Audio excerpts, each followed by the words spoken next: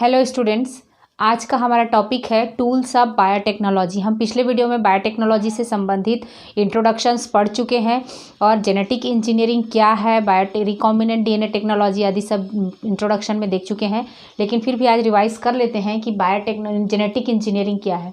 Gene में कोई भी काट छांट या फेरबदल करके किसी भी जीव के डीएनए में, है ना, किसी भी जीव की आनुवांशिकता में यदि किसी प्रकार का उपयोगी परिवर्तन किया जा रहा है तो वो कहलाता है जेनेटिक इंजीनियरिंग। इसका आगे डिटेल हम और पढ़ेंगे। अभी सिर्फ ये समझ लीजिए कि जेनेटिक इंजीनियरिंग किसे कहते हैं। तो किसे कहेंगे? जीन में काट छांट या फेरबदल के द्वारा किसी भी जीव की आनुवांशिकता में कोई उपयोगी परिवर्तन कराया जा रहा है तो वो कहलाएगा जेनेटिक इंजीनियरिंग। अब जेनेटिक रिकॉम्बिनेंट डीएनए टेक्नोलॉजी हम पिछले वीडियो में थोड़ा सा इंट्रोडक्शन दिए हैं। जेनेटिक इंजीनियरिंग की सबसे आधुनिक शाखा है रिकॉम्बिनेंट डीएनए टेक्नोलॉजी। इस रिकॉम्बिनेंट डीएनए टेक्नोलॉजी क्या है? दो भिन्न जीवों के डीएनए को जोड़कर नए डीएनए प्राप्त करने की एक टेक्निक है जिसको कहा जाता है recombinant DNA technology. Father of genetic engineering किसको कहा जाता है? जेनेटिक इंजीनियरिंग का फादर कहा जाता है पॉल बर्ग को। किसे कहा जाता है? पॉल बर्ग को कहा जाता है जेनेटिक इंजीनियरिंग का फादर कहा जाता है। ये छोटे छोटे ऑब्जेक्टिव के क्वेश्चंस में पूछे जा सकते हैं। रिकॉम्बिनेंट डीएनए टेक्नोलॉजी की खोज हुई थी 1972 में कोहेन एंड हार्बर्ट बोयर ने की थी। इसकी खोज का श्रेय किसे जाता है? कोहेन एंड हार्बर्ट बोयर को जाता है। इन टेक्निकल वर्ड्स को जैसे प्लाज्मिड है, रेस्ट्रिक्शन एंडोन्यूक्लियस एंजाइम है, ये सब के बारे में थोड़ा थोड़ा जान लेते हैं। उसके बाद हम उसके टूल्स के बारे में अच्छे से अध्ययन करेंगे। तो प्लाज्मिड क्या है? एक्स्ट्रा क्रोमोसोमल डीएनए है जो बैक्टीरिया और ईस्ट में पाया जाता है। बैक्टीरिया और ईस्ट के मेन डीएनए के साथ में एक और डीएनए पाया जाता है, गोलाकार सर्कुलर डीएनए, जिसको कहा जाता है एक्स्ट्रा क्रोमोसोमल डीएनए या प्लाज्मिड नाम दिया गया है उसको, जो गोलाकार होता है या सर्कुलर होता है और उसमें भी स्वतंत्र रूप से द्विगुणन की क्षमता होती है। जिस तरह से डीएनए में डुप्लीकेशन या रेप्लिकेशन की क्षमता होती है उसी तरह से इसमें प्लाज्मिड में भी स्वतंत्र रूप से द्विगुणन की क्षमता होती है। रेस्ट्रिक्शन एंजाइम क्या है? डीएनए को काटने में मदद करता है। ये दोनों चीज़ जो है डीएनए को बीच से या फिर एक एक स्ट्रैंड को या दोनों स्ट्रैंड को काटने वाले जो एंजाइम हैं वो कहलाते हैं रेस्ट्रिक्शन एंजाइम। तो ये दोनों चीज़ के बारे में जो खोज हुई है उसी ने जेनेटिक इंजीनियरिंग के लिए महत्वपूर्ण जो है खोज माना जाता है इन दोनों चीज़ों को। जब तक इन दोनों की खोज नहीं हुई थी तब तक इसका माने बायोटेक्नोलॉजी का जो है वो आविष्कार नहीं हुआ था। ये दोनों ही मेन टूल्स के रूप में काम आते हैं जो जेनेटिक इंजीनियरिंग और बायोटेक्नोलॉजी के लिए बहुत ही इंपॉर्टेंट हैं। तो कौन कौन सी चीज़ हैं? प्लाज्मिड जो extra chromosomal DNA bacteria and east में पाए जाते हैं। रेस्ट्रिक्शन एंजाइम जो विभिन्न बैक्टीरिया के द्वारा प्राप्त किए जाते हैं जो डीएनए को काटने में मदद करते हैं। ठीक है, तो ये हो गया जेनेटिक इंजीनियरिंग क्या है, रिकॉम्बिनेंट डीएनए टेक्नोलॉजी क्या है, इनकी खोज किसने की थी, इनके फादर किसे कहा जाता है जेनेटिक इंजीनियरिंग का। प्लाज्मिड क्या है? बैक्टीरिया में पाया जाने वाला एक्स्ट्रा क्रोमोसोमल डीएनए है। रेस्ट्रिक्शन एंजाइम जो है वो क्या है? डीएनए को काटने में हेल्पफुल होते हैं। तो उसके बाद हम आते हैं tools of biotechnology. Tools of biotechnology, tools क्या है? जेनेटिक इंजीनियरिंग, हम इंजीनियरिंग पढ़ रहे हैं मतलब कोई ना कोई टूल्स की आवश्यकता होगी इंजीनियर करने के लिए या बनाने के लिए किसी भी चीज़ को। तो उसी तरह से नए डीएनए बनाने की जो टेक्निक है वो कहलाती है जेनेटिक इंजीनियरिंग। माने दो डीएनए को जोड़कर नए डीएनए बनाना बायोटेक्नोलॉजी कहलाता है। तो दो चीज़ को जोड़कर नया बनाना है मतलब उसमें कुछ न कुछ साधन उपयोग होंगे, तो उन साधन को या टूल्स को कहा जाता है टूल्स ऑफ बायोटेक्नोलॉजी। तो कौन कौन से टूल यूज़ होते हैं इसको बनाने में, कौन कौन से साधन उपयोग में आते हैं नए डीएनए को बनाने के लिए? तो सबसे पहला होता है एंजाइम्स। इसमें विभिन्न प्रकार के एंजाइम्स पाए जाते हैं जिसकी चर्चा हम करेंगे। फॉरेन डीएनए, दूसरा है फॉरेन डीएनए या सोर्स डीएनए, इसी को कहा जाएगा, है ना, इसको फॉरेन डीएनए कहा जाएगा या सोर्स डीएनए कहा जाएगा। तीसरा है वेक्टर। फॉरेन डीएनए या सोर्स डीएनए है जो किसी भी जीव का डीएनए है, इसमें यदि फेरबदल करना है इस डीएनए में तो उसको किसके साथ में जोड़कर बनाया जाता है नया डीएनए? वेक्टर, यानी कि किसको कहा जाता है? प्लाज्मिड को वेक्टर के रूप में यूज़ किया जाता है। तो वेक्टर है, प्लाज्मिड को वेक्टर के रूप में यूज़ किया जाता है। तो इस डीएनए को काटकर इसके कुछ खंड को अलग करके वेक्टर डीएनए को काटकर इसके खंड में जोड़कर दोनों को मिलाकर एक नया डीएनए प्राप्त किया जाता है। फिर उस डीएनए को कहा जाता है रिकॉम्बिनेंट डीएनए। और इसी रिकॉम्बिनेंट डीएनए को फिर क्या किया जाता है, दूसरे बैक्टीरियल सेल में या होस्ट सेल में प्रविष्ट कराया जाता है और उसमें उसकी बहुत सारी कॉपीज तैयार की जाती है और उस क्रिया को कहा जाता है क्लोनिंग, है ना। और क्लोनिंग के फलस्वरूप फिर विशेष प्रकार के प्रोडक्ट्स जो हैं वो प्राप्त किए जाते हैं, एंजाइम्स है, हार्मोन्स हैं और एंटीबायोटिक्स आदि जो है वो प्राप्त किए जाते हैं। तो ये कौन कौन से टूल्स यूज़ हुए, एंजाइम्स यूज़ हुए जो डीएनए को काटने के लिए, सेल वॉल को हटाने के लिए यूज़ होते हैं। फॉरेन डीएनए या सोर्स डीएनए किसी जीव का डीएनए है जिसमें परिवर्तन करना है। वेक्टर डीएनए जिसमें जोड़कर नया डीएनए प्राप्त किया जाता है। फिर दोनों डीएनए को मिलाकर जिस सेल में प्रविष्ट कराया जाता है, जिसमें उसकी संख्या में वृद्धि की जाती है, वो सेल कहलाता है होस्ट सेल या बैक्टीरिया सेल हो सकता है। तो ये होस्ट सेल हो गया। तो इस तरह से 4 मुख्य रूप से साधन या टूल्स होते हैं बायोटेक्नोलॉजी के। कौन कौन से? पहला है एंजाइम, दूसरा है सोर्स डीएनए, तीसरा है वेक्टर डीएनए और चौथा है होस्ट सेल। तो इन चारों के माध्यम से एक नए डीएनए को तैयार किया जाता है, उसको कहा जाता है रिकॉम्बिनेंट डीएनए। अब हम आज के वीडियो में हम पढ़ेंगे एंजाइम्स कौन कौन से होते हैं और वो किस तरह से टूल्स के रूप में यूज़ होते हैं, उनकी क्या प्रॉपर्टीज़ होती है, हम आगे देखते हैं। तो सबसे पहले देखिए, इसमें 5 प्रकार के एंजाइम्स माने यूज़ होते हैं इसमें रिकॉम्बिनेंट डीएनए टेक्नोलॉजी में। सबसे पहला है लाइसिंग एंजाइम। लाइसिंग यानी कि तोड़ने वाले जो एंजाइम्स हैं वो हैं। तो कोई भी सेल का डीएनए को हमको निकालना है तो उसका सेल वॉल को, प्लाज्मा मेम्ब्रेन को तोड़ना होगा। तो उसके लिए जो यूज़ होते हैं एंजाइम वो कहलाते हैं लाइसोजाइम।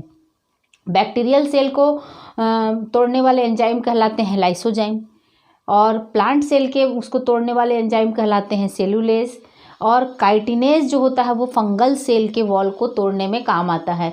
तो कितने प्रकार के लाइसिंग एंजाइम्स हो गए? लाइसोजाइम बैक्टीरियल सेल के लिए, सेलुलेज जो होते हैं प्लांट सेल के वॉल को तोड़ने के लिए, काइटिनेज जो होते हैं वो फंगल सेल के वॉल को तोड़ने के लिए यूज़ किए जाते हैं। अब सेल वॉल को अलग कर दिया गया। अब उसके बाद डीएनए को अलग करने के लिए, डीएनए को अलग करने की एक प्रोसीजर होती है। उसके बाद डीएनए अलग होता है तो डीएनए को अलग करने के लिए क्लीविंग एंजाइम्स को उपयोग किया जाता है। दूसरा क्या है? क्लीविंग या काटने वाले एंजाइम। ये क्या था? सेल वॉल को तोड़ने वाले थे। अब डीएनए को काटने वाले जो एंजाइम होते हैं वो कहलाते हैं क्लीविंग एंजाइम या काटने वाले एंजाइम। तो ये भी 3 प्रकार के होते हैं। कौन कौन से? एक्सोन्यूक्लियस, एंडोन्यूक्लियस और रेस्ट्रिक्शन एंडोन्यूक्लियस। 3 प्रकार के हैं, एक्सोन्यूक्लियस, एंडोन्यूक्लियस और तीसरा है रेस्ट्रिक्शन एंडोन्यूक्लियस या प्रतिबंधन एंडोन्यूक्लियस एंजाइम कहलाता है। तो ये तीनों एंजाइम जो है वो डीएनए को काटने में हेल्पफुल होते हैं। तो एक्सोन्यूक्लियस जो होता है उसको सिरों पर काटता है डीएनए को, एंडोन्यूक्लियस जो होता है डीएनए को बीच से काटता है और रेस्ट्रिक्शन एंडोन्यूक्लियस जो होता है वो डीएनए के दोनों खंडों को विशिष्ट जगहों पर काटता है। इसको मॉलिक्यूलर सीजर भी कहा जाता है। तो ये क्लीविंग एंजाइम है। आगे हम इसके डिटेल अभी देखेंगे। सिंथेसाइजिंग एंजाइम यानी डीएनए को पॉलीमराइज करने वाले जो एंजाइम होते हैं वो सिंथेसाइजिंग एंजाइम कहलाते हैं। पॉलीमराइजेशन की प्रक्रिया कहाँ पर होगी? होस्ट सेल में। जब नए डीएनए को प्रविष्ट कराया जाएगा, रिकॉम्बिनेंट डीएनए को, तो उसकी संख्या अधिक से अधिक बनानी होगी। उस समय कौन सा एंजाइम काम आता है? डीएनए पॉलीमरेज एंजाइम काम आता है। डीएनए लाइगेज जोड़ने के लिए काम आएगा। दोनों डीएनए को, सोर्स डीएनए और वेक्टर डीएनए को, दोनों को जोड़ने के जो एंजाइम काम आते हैं वो कहलाता है डीएनए लाइगेज एंजाइम। और alkaline phosphatase enzyme. Alkaline phosphatase enzyme कब काम आता है? जब डीएनए के जो शुगर फॉस्फेट चेन होता है उसको तोड़ने का काम आता है एल्कलाइन फॉस्फेटेज एंजाइम। तो कितने टोटल एंजाइम हो गए?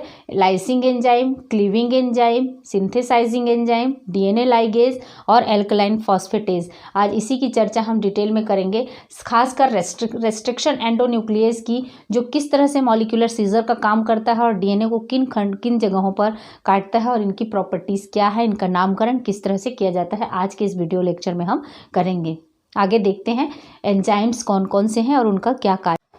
हम एंजाइम्स को देखे थे, कितने प्रकार के एंजाइम थे? 5 प्रकार के एंजाइम्स थे। उनमें से हम न्यूक्लियेजेज एंजाइम के बारे में अभी डिस्कस करेंगे। देखिए, एक्सोन्यूक्लियस, एंडोन्यूक्लियस और रेस्ट्रिक्शन एंडोन्यूक्लियस, 3 प्रकार के एंजाइम थे। कौन कौन से?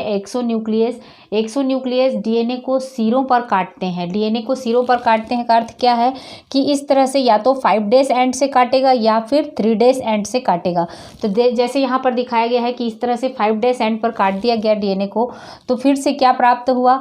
यहाँ पर 5 डेज काट दिया गया तो यहाँ फिर से 3 डेज बना और यहाँ से 5 डेज। तो इस तरह से 5 डेज 3 डेज एंड प्राप्त हुआ और एक सिरा जो है वो अपना क्या प्राप्त हुआ, सिंगल स्ट्रैंडेड प्राप्त हुआ। तो ये सिंगल स्ट्रैंडेड डीएनए से फिर नया डीएनए का कॉम्प्लीमेंट्री खंड आकर जुड़ सकता है। तो इसको वेक्टर के साथ जोड़ने के लिए इस एंजाइम का भी उपयोग किया जा सकता है। तो एक्सोन्यूक्लियस का काम किया है डीएनए को सिरों पर से काटने का, या तो वो 3 डेज 5 डेज एंड पर काटेगा या फिर इस तरह से 3 डेज एंड पर काटेगा। लेकिन जब भी काटेगा तो 5 डेज एंड पर जैसे काटता है तो 5 डेज 3 डेज बनेगा, फिर 5 डेज 3 डेज बनेगा, उसका प्राइम जो है वो चेंज नहीं होगा, है ना। तो सिरों पर काटने वाले एंजाइम को कहा जाता है एक्सोन्यूक्लियस, बाहरी सिरों को काटते हैं इसलिए। एंडो मीन्स अंदर से, एंडोन्यूक्लियस सिरों के अलावा कहीं से भी अंदर में किसी भी जगह से, यहाँ से भी, यहाँ से कहीं से भी काट सकता है, लेकिन एक ही स्ट्रैंड को काटेगा। यहाँ पर भी एक्सोन्यूक्लियस एक ही स्ट्रैंड को सिरे से काटता है, जिसके कारण इस तरह से बाहर सिंगल स्ट्रैंड प्राप्त होता है जो जोड़ने में मदद करता है।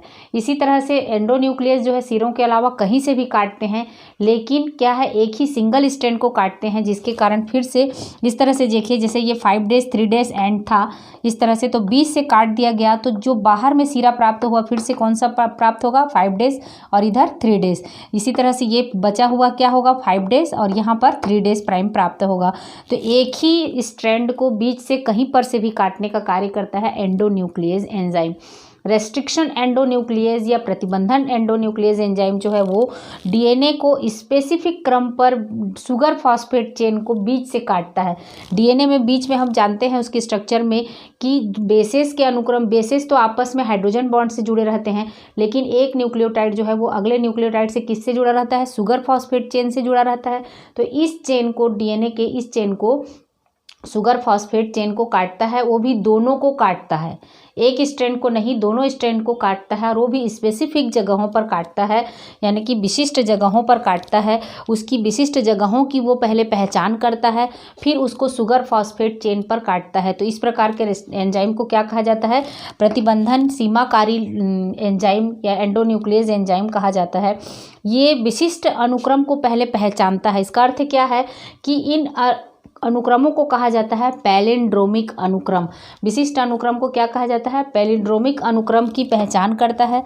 उसको केंद्र से, ये जैसे ये विशिष्ट पैलिंड्रोमिक अनुक्रम है तो उसको केंद्र से कुछ दूरी पर, बीच से ना काटकर केंद्र से कुछ दूरी पर बराबर दोनों स्ट्रैंड को काटता है। तो केंद्र है, केंद्र से कुछ दूरी पर इधर और कुछ दूरी पर इधर, और स्पेसिफिक बेस के बीच से ही काटता है।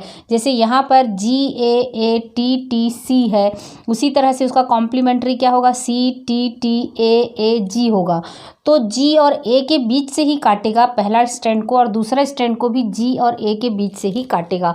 तो ये सीक्वेंस कहलाता है पैलिंड्रोमिक सीक्वेंस। पैलिंड्रोम का अर्थ क्या होता है, वर्णों का ऐसा समूह जिन्हें आगे या पीछे से पढ़ा जाए तो एक समान शब्द बनते हैं। एक समान शब्द कैसे बनेंगे, जैसे मैडम है, MADAM मैडम, इधर से भी पढ़ेंगे, आगे से पढ़े तो मैडम, पीछे से भी पढ़ेंगे तो MADAM मैडम बनेगा। उसी तरह से जैसे कनक है, KNK, इधर से भी पढ़े तो और उधर से भी, आगे या पीछे कहीं से भी पढ़ें तो उसका शब्द जो है वो समान बनता है। तो वे क्रम कहलाता है, वर्णों का क्रम पैलिंड्रोमिक क्रम कहलाता है। जैसे तेजू के पापा के जूते, तो इधर से भी पढ़ेंगे तो तेजू के पापा के जूते, इस तरह से ये क्रम बनता है समान। उसी तरह से अब डीएनए में पैलिंड्रोमिक सीक्वेंस क्या है, डीएनए में पैलिंड्रोमिक क्रम वे हैं, वे क्षार युग्म होते हैं जिन्हें, वे क्रम होता है जिन्हें 5 डेज से भी अपन, जैसे मान लीजिए ये 5 डेज सिरा है और ये 3 डेज सिरा है, और ये 3 डेज सिरा है और ये 5 डेज सिरा है, तो 5 प्राइम से लेकर 3 प्राइम की ओर पढ़ें तो भी समान, और 3 प्राइम से लेकर 5 प्राइम की ओर पढ़ें तो भी एक समान प्राप्त होता है। तो कैसे होगा, GAATTC, माने इधर से पढ़ें 5 डेज 3 डेज दिशा से हम पढ़ें तो कैसा प्राप्त होगा, GAATTC, है ना। और इस इधर से पढ़ें तो फिर वापस फिर कैसे प्राप्त होगा, GAATTC, माने दोनों तरफ से पढ़ने पर सीक्वेंस जो है वो बेसिस का समान प्राप्त होगा। तो ये सीक्वेंस कहलाता है पैलिंड्रोमिक सीक्वेंस। इन्हीं सीक्वेंस डीएनए में बीच बीच में ये सीक्वेंस पाए जाते हैं, तो इन्हीं जगहों पर रेस्ट्रिक्शन एंजाइम या सीमाकारी प्रतिबंधन एंजाइम यहाँ पर काम करते हैं और इनको इन्हीं जगहों पर काटते हैं। तो इन पैलिंड्रोमिक सीक्वेंस के बीच से, सेंटर से ना काटकर सेंटर की कुछ दूरी से काटते हैं, जिसके कारण इसमें 2 प्रकार के प्राप्त होते हैं। दोनों स्ट्रैंड को काटने पर 2 प्रकार के सिंगल स्ट्रैंडेड सिरे प्राप्त होते हैं। ये सिंगल स्ट्रैंडेड सिरे अपने कॉम्प्लीमेंट्री या पूरक बेस पेयर्स के साथ में फिर से पेयरिंग कर सकते हैं और नया डीएनए बना सकते हैं। इनकी क्षमता इसमें होती है। ये खुले सिरे जो होते हैं वो, तो ये खुले सिरे क्या कहलाते हैं? स्टिकी एंड्स या चिपचिपे सिरे कहलाते हैं। इन्हीं चिपचिपे सिरे के प्राप्त होने के कारण ही ये दूसरे चिपचिपे सिरे के साथ में आपस में जुड़कर आसानी से नया डीएनए बना सकते हैं। तो यही गुण जो है, यही क्षमता रेस्ट्रिक्शन एंडोन्यूक्लियस की डीएनए टेक्नोलॉजी में, रिकॉम्बिनेंट डीएनए टेक्नोलॉजी में सबसे अधिक महत्वपूर्ण रूप से काम आती है। तो इसमें क्या करते हैं कि यदि समान रेस्ट्रिक्शन एंडोन्यूक्लियस से सोर्स डीएनए को या जिस डीएनए में परिवर्तन करना है उसको भी काटेंगे और उसी रेस्ट्रिक्शन एंडोन्यूक्लियस से, समान रेस्ट्रिक्शन एंडोन्यूक्लियस या सीमाकारी एंजाइम से यदि वेक्टर डीएनए को भी काटते हैं तो दोनों में एक ही समान क्या प्राप्त होंगे? चिपचिपे एंड या स्टिकी एंड्स प्राप्त होंगे, चिपचिपे सिरे प्राप्त होंगे और सोर्स डीएनए और वेक्टर डीएनए दोनों जो हैं वो आपस में फिर मिलकर लाइगेज एंजाइम की मदद से मिलकर नए रिकॉम्बिनेंट डीएनए को तैयार कर लेंगे। तो सीमाकारी प्रतिबंधन एंजाइम या रेस्ट्रिक्शन एंडोन्यूक्लियस एंजाइम को इसीलिए मॉलिक्यूलर सीजर कहा जाता है। क्यों मॉलिक्यूलर सीजर कहा जाता है? क्योंकि ये स्पेसिफिक जगहों पर एक ही नहीं, दोनों स्ट्रैंड को विशेष क्षारों के अनुक्रम में और विशेष जगह पर काटते हैं। इसीलिए इनको क्या कहा जाता है? आणविक कैंची कहा जाता है, क्योंकि दोनों स्ट्रैंड को काटते हैं और स्पेसिफिक क्रम को पहचान कर, विशिष्ट क्षारों के क्रम को पहचान कर और विशिष्ट क्षार के बीच में ही, समान क्षार के बीच में ही काटते हैं। इसलिए इनको कहा जाता है आणविक कैंची या मॉलिक्यूलर सीजर्स कहा जाता है। तो ये रेस्ट्रिक्शन एंडोन्यूक्लियस की विशेषता है। आगे हम देखेंगे कि रेस्ट्रिक्शन एंडोन्यूक्लियस का नामकरण किस तरह से होता है और अन्य एंजाइम्स के कार्य जो है वो किस तरह। तो रेस्ट्रिक्शन एंडोन्यूक्लियस का क्रियाविधि समझ में आ गया कि ये बीच से ही काटेगा दोनों सुगर फॉस्फेट चेन को। इसमें जी और ए के बीच में, तो इधर ए और जी सेम बेसिस के बीच से ही काटेगा और साथ ही साथ पैलिंड्रोमिक सीक्वेंस के केंद्र से कुछ दूरी पर काटेगा, है ना। अब ये हो गया रेस्ट्रिक्शन एंडोन्यूक्लियस का। इस तरह से 2 स्टिकी एंड्स प्राप्त होते हैं। मान लीजिए कि ये सोर्स डीएनए है, मान लीजिए ये क्या है? सोर्स डीएनए है और ये है वेक्टर डीएनए। तो दोनों का यदि सेम रेस्ट्रिक्शन एंडोन्यूक्लियस एंजाइम से काट रहे हैं तो सेम स्टिकी एंड्स प्राप्त होगा। फिर लाइगेज एंजाइम की मदद से दोनों को जोड़ा जा सकता है और नया रिकॉम्बिनेंट डीएनए बनाया जा सकता है। इसके नामकरण के बारे में बताएं तो जैसे इस तरह से नाम है इको आर आई, है ना, इको आर फर्स्ट। तो इको, ई से पहला शब्द होता है उसका एस्चेरिचिया, इसका जीनस से होता है। CO जो है उसका स्पीसीज से होता है। आर उसका मतलब है स्ट्रेन से है, किस स्ट्रेन के बैक्टीरिया में से ये एंजाइम को निकाला गया है। और फर्स्ट जो है वो सीक्वेंस ऑफ सर्चिंग, माने किस सीक्वेंस पर खोज किया गया। पहले नंबर पर खोज किया गया तो 1 होगा, दूसरे नंबर पर होगा तो 2 होगा, तीसरे नंबर पर होगा तो 3 होगा। तो इसी तरह से ये एस्चेरिचिया कोलाई से प्राप्त किया गया रेस्ट्रिक्शन एंडोन्यूक्लियस कौन सा है एंजाइम? ये इको R1, है ना। इसी तरह से ये ई जो है उसके जीनस का है एस्चेरिचिया, CO उसकी कोलाई स्पीसीज का है, R उसके स्ट्रेन से है और आई जो है फर्स्ट जो है वो सीक्वेंस ऑफ सर्चिंग माने खोज करने के क्रम से लिया जाता है। इसी तरह से हिंड 2 है, जैसे हीमोफिलस इन्फ्लुएंजी नामक बैक्टीरिया से प्राप्त किया गया है। तो हीमोफिलस का ही और इन्फ्लुएंजी का IN और D जो है उसका स्ट्रेन से है और 2 उसके सर्च करने की सीक्वेंस से है।